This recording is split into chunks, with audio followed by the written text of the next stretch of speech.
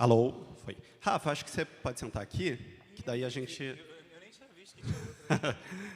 E aí eu fico aqui. Show. Maravilha. Oi, pessoal, tudo bom? Eu sou o Vitor, eu trabalho no Instituto Vero, que é um instituto de pesquisa que lida com questões de desinformação, discurso de ódio e criatividade na internet.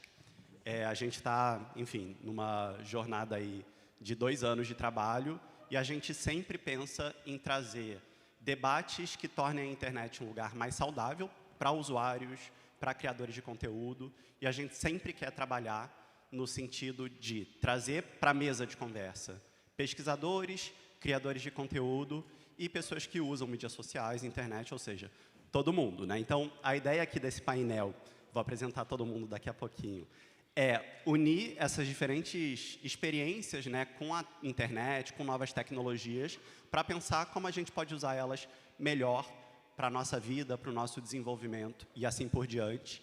E uma coisa muito importante que a gente quer muito fazer é abrir para perguntas, tá? Então, assim, como a gente tem esse caráter, né, a participação é sempre melhor do que menos participação, a gente vai abrir para perguntas aí no meio, mais ou menos, do painel. Então, vocês já podem ir pensando em algumas perguntinhas para a gente fazer para os palestrantes. Eu estou aqui para facilitar a conversa. Queria apresentar o Polinho, que é coordenador de dados do Data Lab.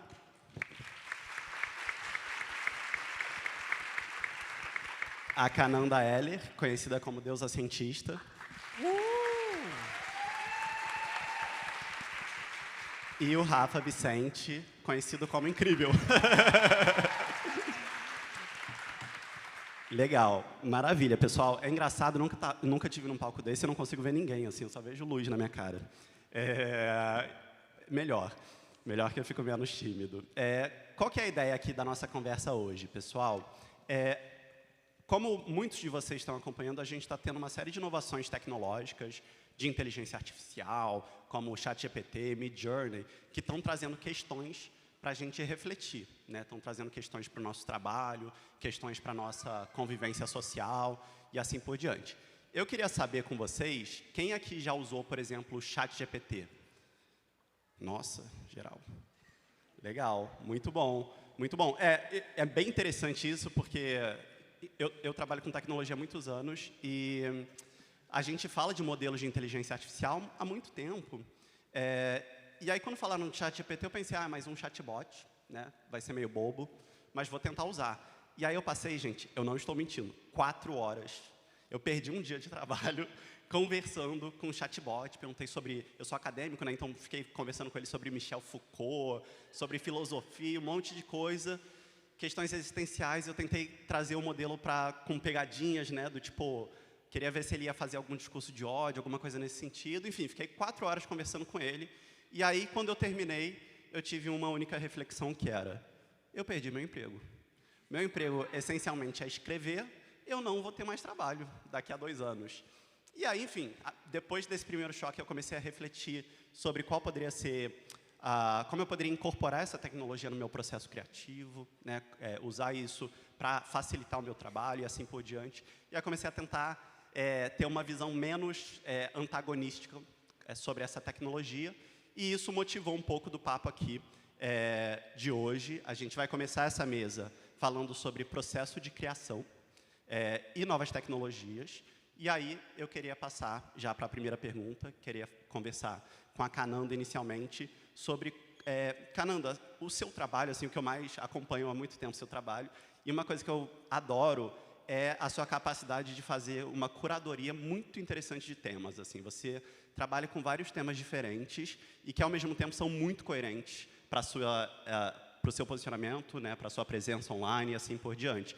Eu queria saber com você assim, como que é seu processo de pesquisa para definir esses temas, de curadoria, e como você incorpora a tecnologia nesse processo também. Quais softwares você usa, esse tipo de coisa. Obrigado.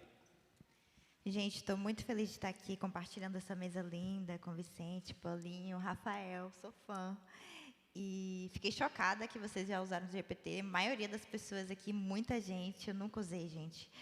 E o meu processo, eu faço divulgação científica nas redes sociais. Então, basicamente, eu traduzo conteúdo científico para uma linguagem acessível para as pessoas.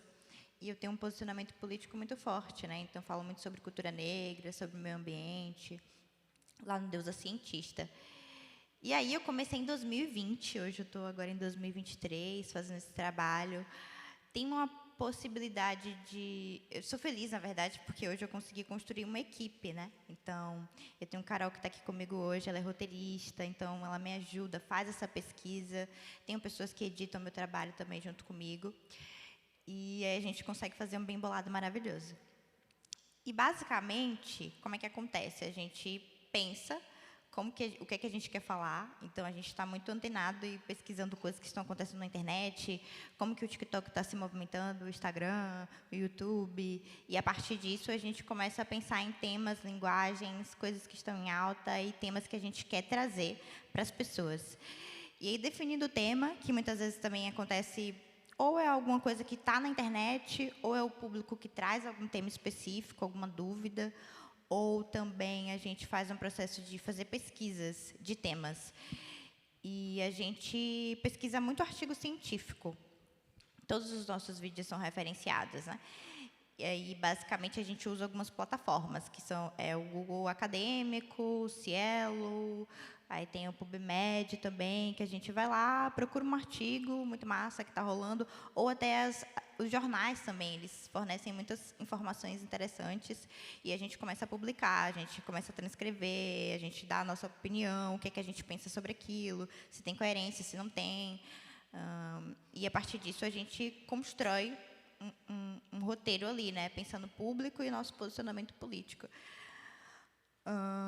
Eu lembro que eu costumo falar isso às vezes em alguns lugares que eu vou, né, que logo no, acho que 2021, quando eu me mudei para São Paulo, eu estava no processo da gente fazer um vídeo sobre tranças e como que as tranças têm todo um conhecimento ancestral que foi passado de geração a geração e, enfim, dentro da cultura preta, e que tinha significados, né? Dependendo de cada etnia, assim, o formato das tranças tinha significados. E, para fazer esse material, eu li uma dissertação de mestrado para construir um vídeo de 1 minuto. E, assim, foi muito bom para mim, enquanto sujeito também. Mas é uma pesquisa e um lance de ler os materiais para construir esses vídeos, né? Às vezes a gente cruza dados, então às vezes a gente pega um artigo de um artigo de outro.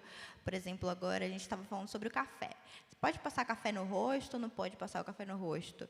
E aí a gente foi e falou, achou um artigo que falava sobre isso, né? Que fazer esfoliação no rosto com café não pode. E ao mesmo tempo a gente achou uma pesquisa de uma cientista brasileira que falava que a gente pode usar o café como uma solução para o esfoliante que a gente tem hoje no Brasil, porque a gente usa microplástico para produzir esfoliante.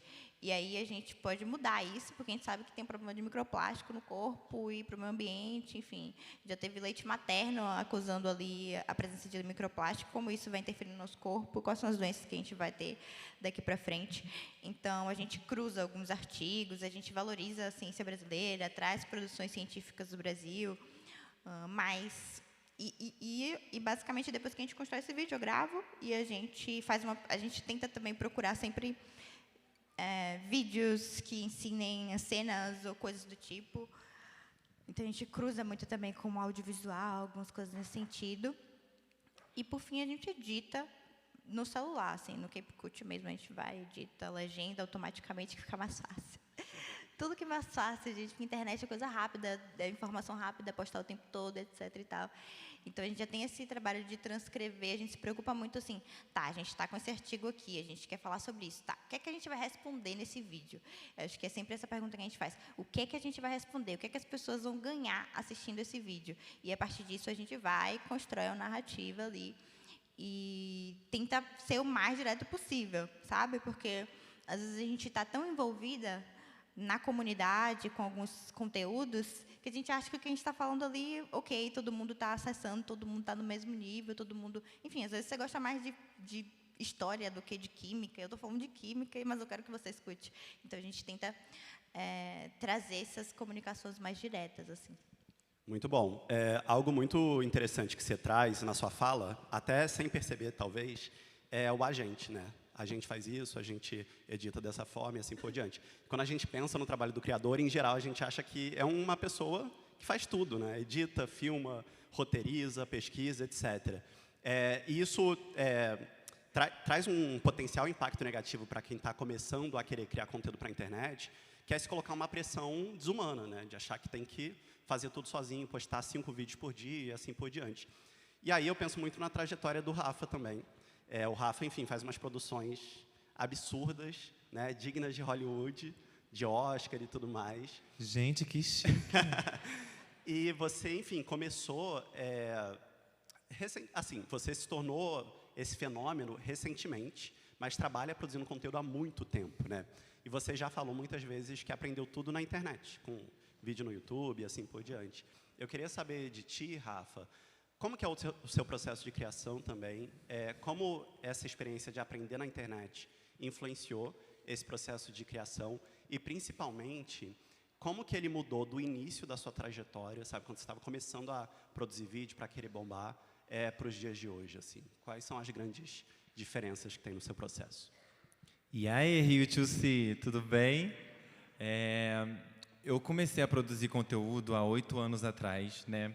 Em uma rede social chamada Vine. Alguém conhece o Vine? Pouca gente, mas o chat usa, né? O Vine, ele acabou tem uns anos já, mas eu comecei lá. O Vine, ele era uma rede social que você tinha 6 segundos para criar um vídeo. O teu vídeo, ele tinha que ter no máximo 6 segundos e é isso. Então era uma coisa tipo muito rápida. E lá naquela época, eu não vou dizer que eu tinha um processo criativo, porque eu copiava todo mundo. Eu copiava todo mundo e só ia, sabe? Então, eu acho que com o tempo, assim, que eu fui entrando... O ChatGPT faz isso também. Ele faz isso também, né? Pois é.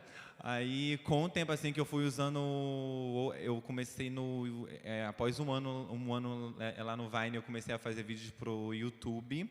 Aí lá eu comecei a criar as minhas falas, os textos, as coisas assim, porque os vídeos ficaram de 6, eles foram para 10 minutos, sabe? Então eu comecei ali a iniciar o meu processo de criação ali de vídeo real mesmo, sabe? E aí, após anos que eu fui conhecer o TikTok, que eu fui botar em prática todas essas coisas que eu aprendi durante anos, vendo tutorial no YouTube, né, de como editar vídeo, de como botar efeito, aquilo. Eu nunca fiz curso de nada. As pessoas acham que eu fiz curso de cinema, as coisas assim. Eu nunca fiz porra nenhuma, é só vendo vídeo assim e tal. E em 2020 foi quando eu conheci o TikTok, né, que eu pude botar em prática isso que eu aprendi durante 7 anos, né, e que foi a rede social que abriu as portas para as pessoas conhecerem o meu trabalho, né? Só que eu não bombei sozinho, eu bombei com o pessoal que está comigo até hoje, que é a minha família, né? Que foi quando eu achei o meu nicho, né? Nisso foram alguns meses que eu comecei a postar vídeo de dança, vídeo de isso, aquilo, até que um dia eu postei um vídeo com a minha família e foi o meu primeiro vídeo, tipo, após 7 anos que teve um engajamento muito grande, sabe? Eu nunca tinha tido tanto like, eu nunca tinha visto tanta gente vendo um vídeo meu, sabe? Eu tinha achado até estranho, assim. Eu falei, gente, existe esse tanto de gente? Aí, ali em diante, eu comecei o meu processo criativo real. Comecei a estudar as coisas que eu posto, as coisas que as outras pessoas postam. E eu estou em um eterno estudo sempre. Eu vivo acompanhando as redes sociais para ver o que as pessoas fazem que eu não gosto, o que eu acho ruim, o que eu acho bom, o que eu posso aderir, assim, para mim, né? E o meu processo criativo é basicamente eu ter alguma ideia assim, tipo, é do nada. Aí anoto, porque senão a gente esquece, né? Dá 1 hora assim, esquece. Aí anoto. Exemplo, estou vendo um filme, estou vendo Teen Wolf. Aí eu pego a série e falo, como eu posso botar lobisomens inseridos ali na minha família? Aí crio um texto em cima disso, início, meio, fim, aí vou e gravo. Eu faço tudo sozinho. Eu tenho a minha equipe que me ajuda de vez em quando só, mas os textos é eu que crio, edição sou eu, inclusive é igual a cá. Eu edito um aplicativo chamado InShot. As pessoas acham que eu uso Adobe, essas coisas assim, odeio. Mas é o CapCut assim também, porque é uma coisa que é muito mais prática, né? Tu pega, tu faz ali, tu tá em um ônibus, eu tô aqui, eu edito rápido, é uma coisa que é muito prática do que você ficar sentado em uma tela durante muito tempo, sabe? Eu não gosto. Aí é basicamente isso, eu crio o texto, eu chamo eles, a gente marca um dia, a gente grava, porque eles agora, a agenda deles é cheia, né? Eles acham que eles estão assim, né? Aí a gente marca, a gente grava, e eu edito e posta. E é esse ciclo assim sempre, mas que eu amo. Eu sempre falo que o que eu faço hoje em dia é o que eu sempre quis estar, sabe? Porque eu comecei com 14 anos, hoje eu tenho 22. Hoje eu tenho 22 anos. E então, eu amo isso, sabe? Eu amo criar, eu amo os vídeos, eu amo as pessoas vendo e dizendo: ah, Rafa, eu estava triste, comecei a ver o seu vídeo, fiquei feliz. Eu amo ouvir isso sempre, porque é a minha meta, sabe? Eu quero que as pessoas que tiveram, não sei, um dia ruim, cheguem em casa, assistam um vídeo nosso e esqueça as coisas que está acontecendo, sabe? Porque a gente já vive as coisas tão ruim, sabe? Eu acho que isso é tão bom para tirar as pessoas disso tudo que está acontecendo, sabe? Ainda mais esse momento que a gente viveu agora, que foi um momento muito pesado, sabe? A minha Dinda mesmo fala que se não fosse os vídeos, porque, tipo, a minha avó tem 70 anos e a minha Dinda tem 67. E estava muito em alta isso, dizendo que as pessoas que são idosas eram um grupo assim, de risco. Então, elas estavam meio que ficando loucas com isso, sabe? E foi os vídeos que tirou a mente delas disso, sabe? Que elas puderam ter um foco em outra coisa do que de tudo que está acontecendo, sabe?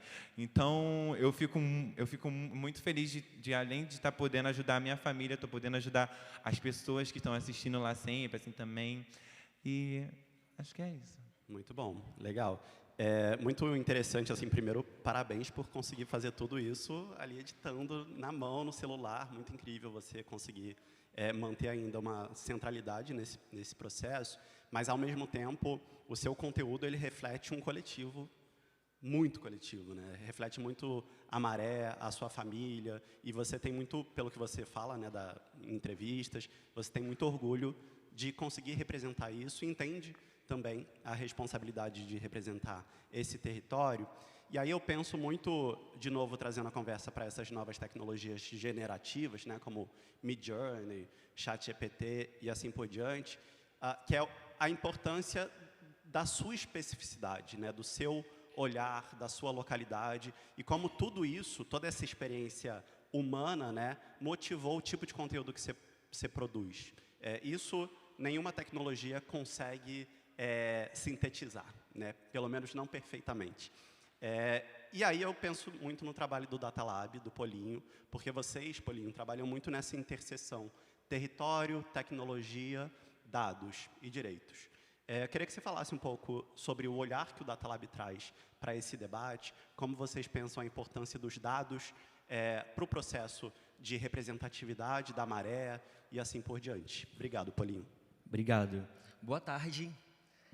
Estou muito feliz de dividir a mesa com vocês. Obrigado, Vitor e Instituto Vero, pelo convite. Vocês estão ligados que quando a gente entrou, eu fui o único que não tive nenhum grito da plateia, né? Isso já diz, assim, um pouco da minha fama, ou da não fama. Isso, obrigado. A gente trabalha num laboratório de dados que fica dentro do conjunto de favelas da Maré. E o nosso maior objetivo é de democratizar o conhecimento através da geração, análise e distribuição de dados. E aí eu anotei coisas da fala de vocês. A Cananda, quando ela falou sobre, por exemplo, o artigo sobre as tranças, ela estava falando de um conhecimento que é ancestral, que sempre esteve presente no mundo, mas que todo mundo vai concordar que a visão que geral tem sobre o conhecimento de trança não é a visão das pessoas pretas que estão ali trançando e o conhecimento que já existe há muito tempo. Da mesma forma, quando o Rafa fala assim, o meu objetivo é levar alegria, renovação para a pessoa.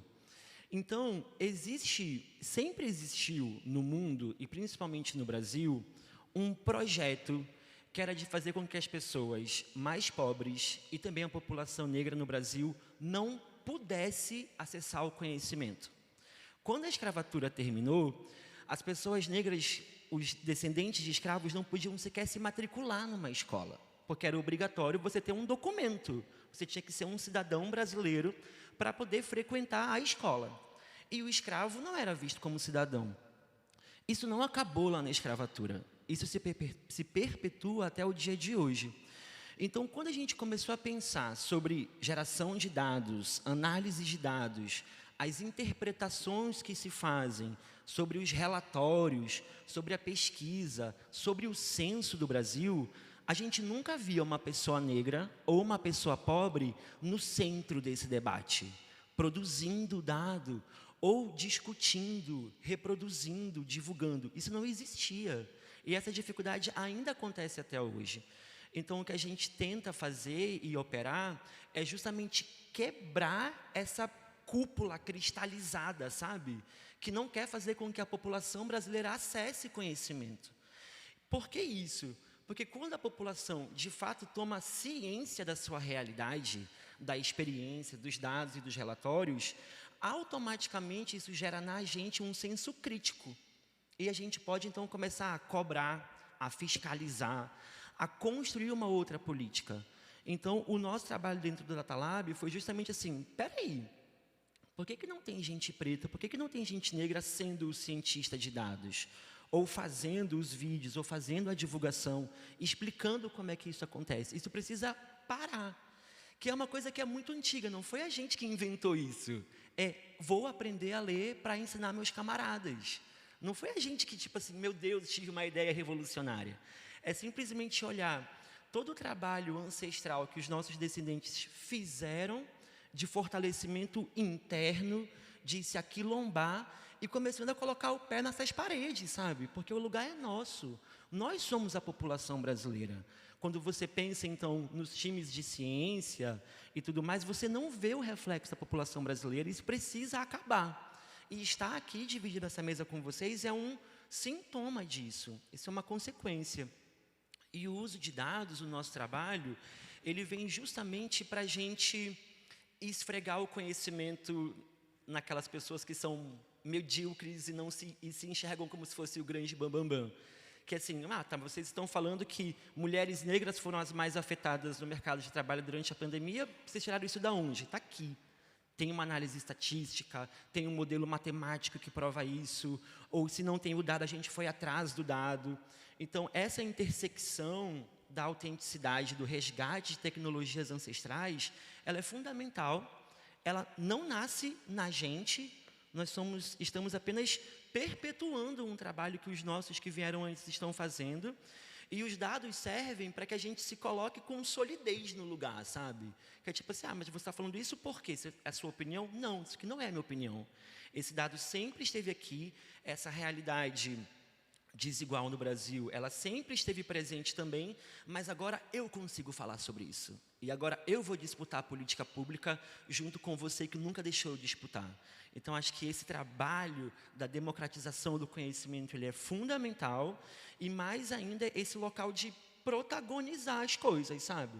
Que é a gente falar, a gente fazer o vídeo, a gente ser a cara, a gente ser o maior influencer, não sei o quê. Então, faz parte disso. E os dados dão essa solidez de pisar no território e dizer, é assim desse jeito mesmo, porque é assim.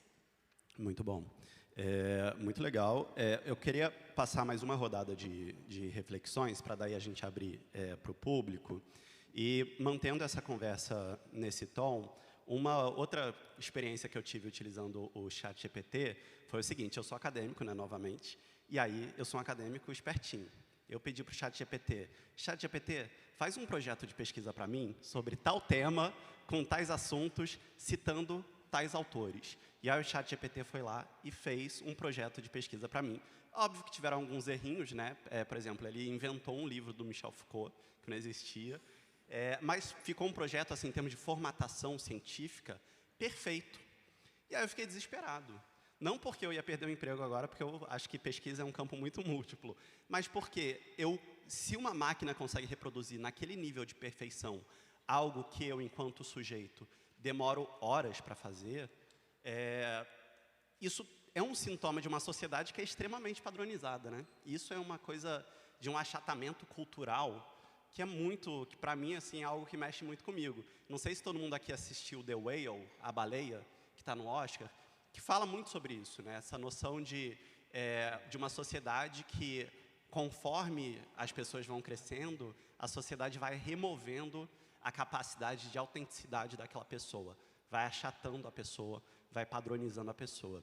E eu acho que esse é um assunto muito legal para falar com criadores de conteúdo, e principalmente com criadores que têm um trabalho tão criativo como o de vocês, que é como que a gente consegue se encontrar, encontrar o nosso eu, digamos assim, né, se representar autenticamente numa sociedade que padroniza linguagens, padroniza apresentações de si, e assim por diante. O algoritmo, né, a gente está falando do ChatGPT, mas o algoritmo faz isso também, né? Quando a gente posta um vídeo no Instagram, no TikTok, o algoritmo ele tem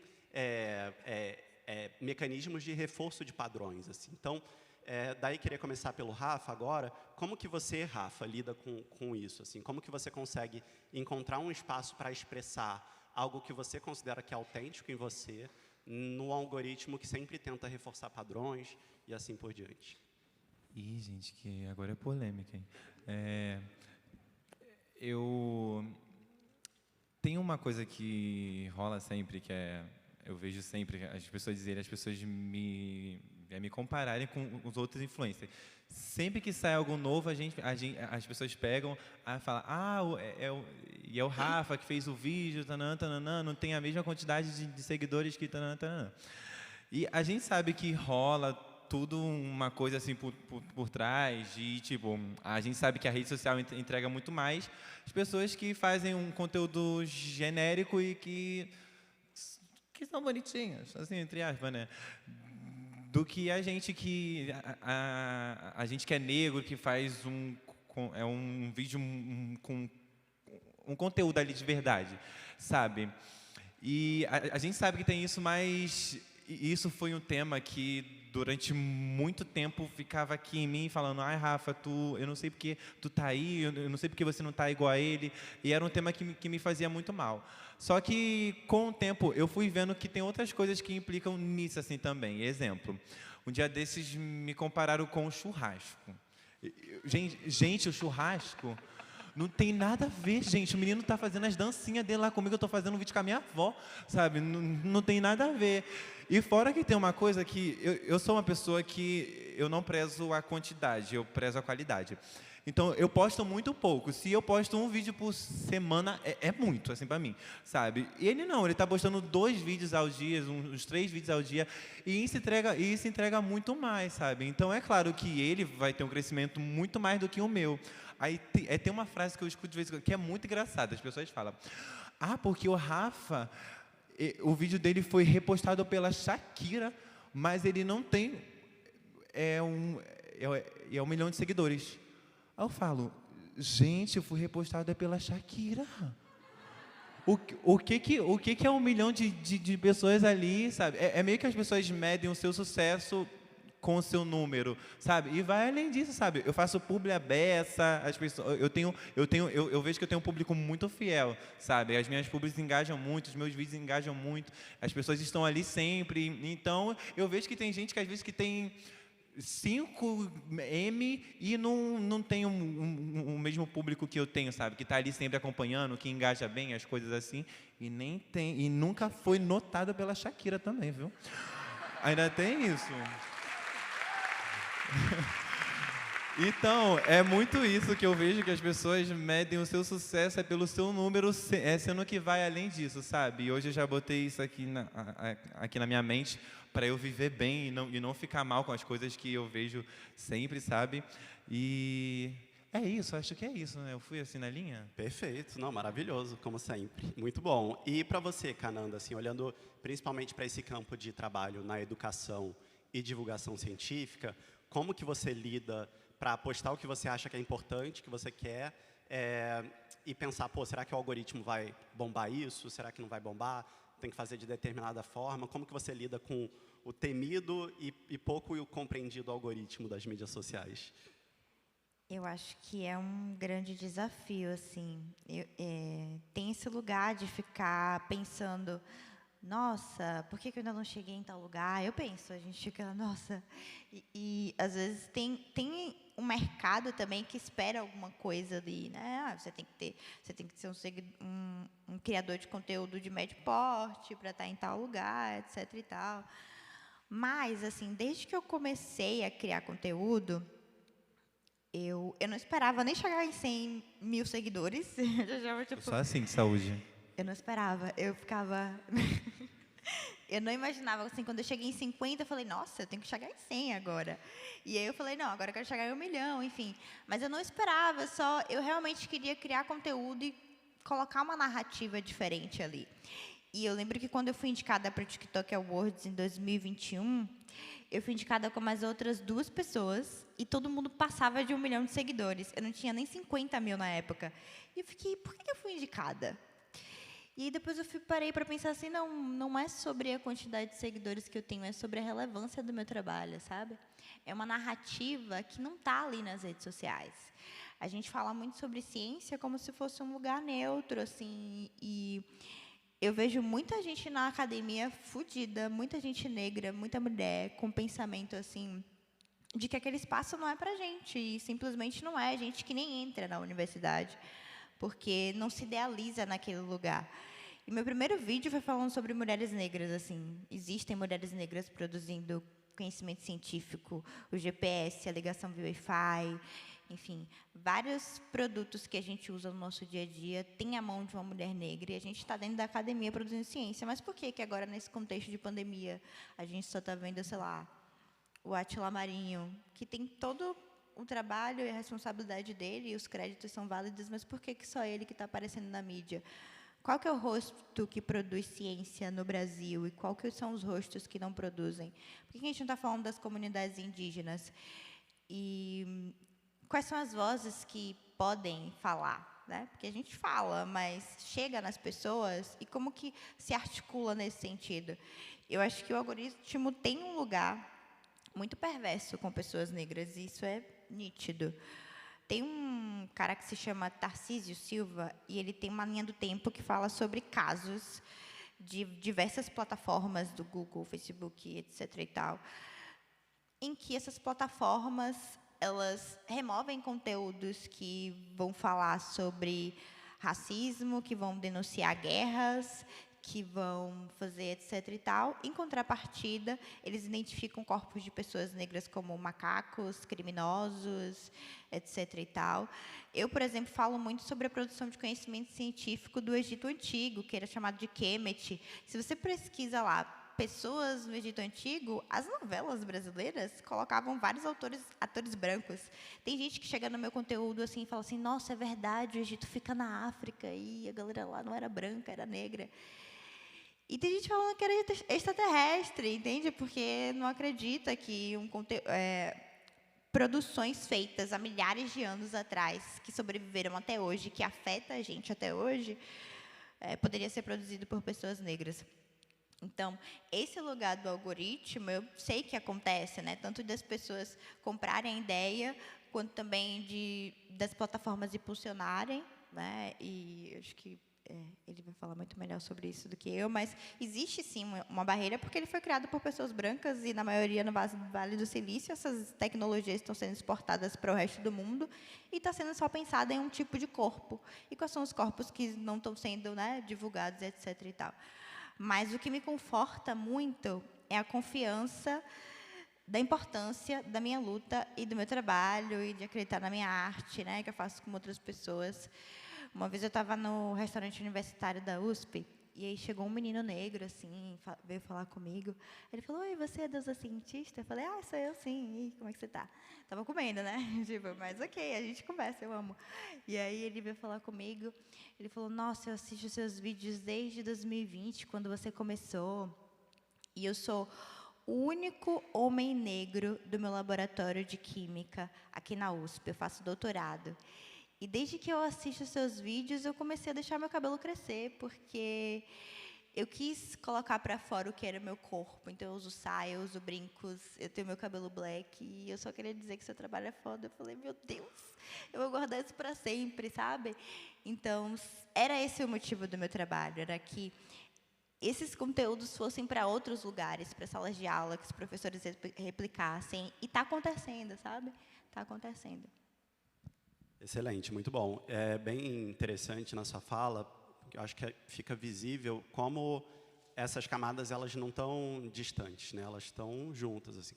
Quando a gente fala do algoritmo, Não é só o algoritmo, a tecnologia lá e a sociedade lá, né?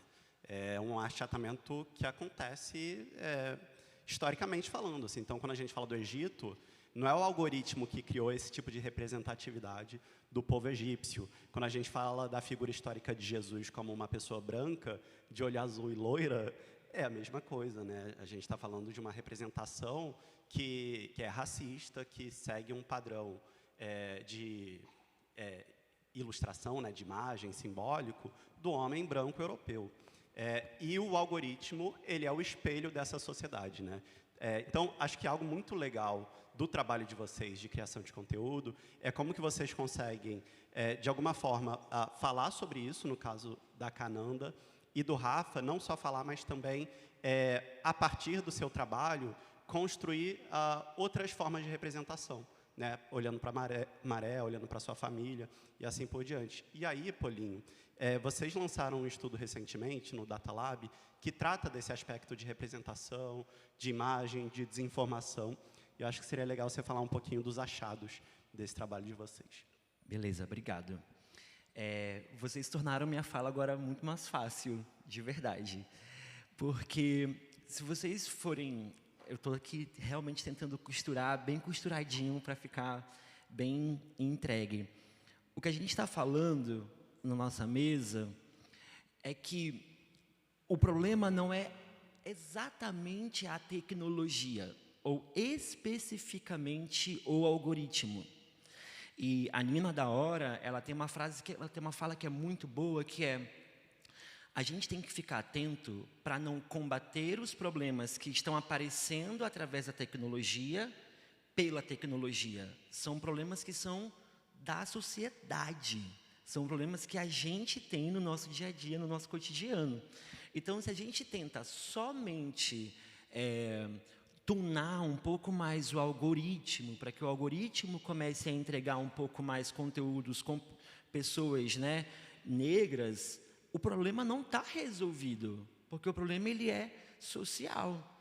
Eu lembro que quando teve agora o crime que o Nicolas Ferreira fez de transfobia, uma das coisas que a gente mais se perguntou para as pessoas eram: você que está comprando esse discurso transfóbico, que ele está dizendo que agora pessoas que se dizem mulher estão tomando o lugar das mulheres de verdade, né? Essa fala transfóbica, a gente perguntava assim: quantas mulheres trans você de fato conhece? E aí, quantas mulheres trans você conhece que estão, tipo assim, na diretoria da empresa, nos cargos de coordenação, nos cargos de gerência? Aí a pessoa ficava assim: não, mas eu não conheço nenhuma trans, mas é porque tem a fulana. E tipo assim, ouve o que você está dizendo. Você está falando de uma realidade que você nem sequer conhece. Então, o problema ele não está de fato no algoritmo, ele está na sociedade. E quando a gente está falando sobre essa padronização, esse achatamento, um dos dados da pesquisa que a gente realizou, ela está no site do Data Lab e ela se chama IEA, mas era uma pesquisa que tentava entender como que pessoas negras e LGBTs do Rio de Janeiro se relacionam com informação, tanto produzindo como consumindo ou só dando um retweet. E uma das coisas mais interessantes que a gente viu é que a fonte mais confiável de informação para esse público são as informações que vêm de ONGs e coletivo. Aí, em segundo lugar, é a mídia tradicional, os grandes canais, os grandes jornais, e, em último lugar, o governo. Então, vejam assim, todas essas produções e plataformas de conteúdo que vão fazer esse achatamento e essa padronização dos corpos e tudo mais, elas estão reproduzindo um problema social. E quando a gente pergunta para as pessoas negras e LGBTs que sofrem muita violência, a gente pergunta assim: aonde você mais se informa? Quem você mais confia? Nos conteúdos das ONGs e dos coletivos, porque eles vão ter um pensamento e um olhar que é construído por essas pessoas. Por que será que, por exemplo, esse doutorando chegou para você e disse assim: nossa, muito obrigado pelo seu conteúdo, ele me libertou? Porque há uma construção do conteúdo feita por uma pessoa que é você. Tipo, jamais um time branco faria um conteúdo como esse.